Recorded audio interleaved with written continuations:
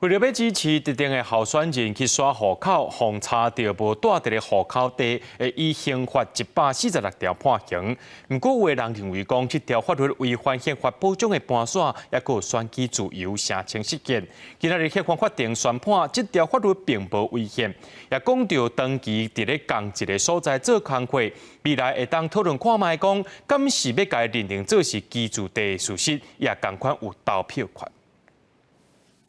为着选举假刷户口，敢有违法？宪法第146条规定，若有人为着要互特定候选人当选，以刷户口刷无实际居住的方式得到投票权，判5年以下的有期徒刑。有人认为这个法条影响签刷甲选举的自由，声称失宪，但是已被宪法法庭宣判合宪。这个限制人民依自己意愿选择选举区投票的自由，那这个目的是在维护选举的民主正当性与公正性。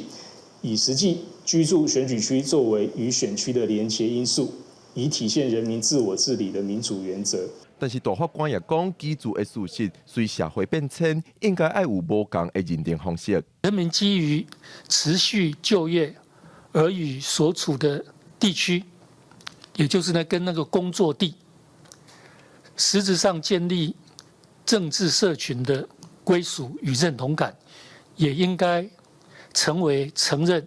其在工作场所所在的选举区拥有选举权、参与政治社群、自我治理的另外一种正当性基础。到底居住的事实，未来敢会使以长期做工课的所在来认定，地属有选举权？宪法法庭表示，未来若要修法，可能会使加做修法的参考。记者郭永水台北报道。